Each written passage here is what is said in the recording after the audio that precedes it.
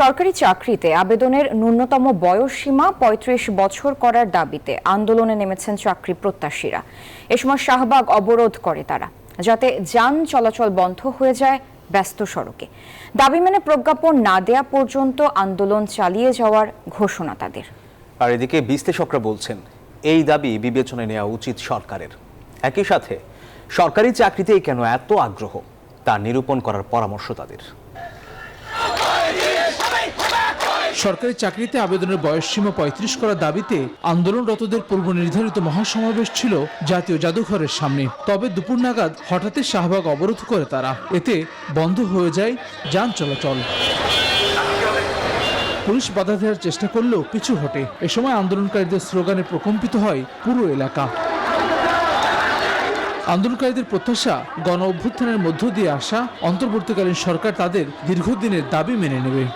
এনজিওর কিস্তি প্রথমবার বিকাশ পেমেন্ট করলেই 20 টাকা ইনস্ট্যান্ট ক্যাশব্যাক। ন্যূনতম 35 করা হোক, আর বিভিন্ন ক্ষেত্রে শর্ত সাপেক্ষে উন্মুক্ত করে দেওয়া হোক, কারণ এখানে বয়স যার, এখানে মেধা যোগ্যতার ভিত্তিতে আমাদের নিয়োগ দেওয়া হোক। আমরা পড়াশোনা শেষ করতেই 25, 26, 27, 28 পড়ে যাই।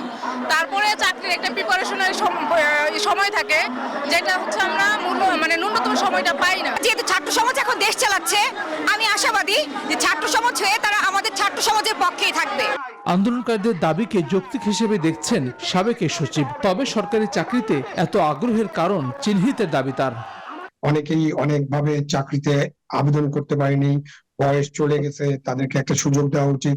তো সুযোগ দেওয়া যেতে পারে, আমাদেরকে এটা খেয়াল রাখতে হবে যে আমাদের সরকারি চাকরি কতটা আছে, কত সংখ্যক সরকারি চাকরি আছে। যারা এই আন্দোলন করছেন তাদেরকেও এটা খেয়াল রাখতে হবে যে এর বাইরেও কিন্তু অনেক কাজ করার সুযোগ আছে, অনেক পেশা আছে, যেসব পেশায় তারা যোগদান করতে পারেন। শুধু আশ্বাস নয়, প্রজ্ঞাপন জারি না হওয়া পর্যন্ত আন্দোলন চালিয়ে যাওয়ার ঘোষণা শিক্ষার্থীদের। হাসান ওয়ালি, নিউজ 24, ঢাকা।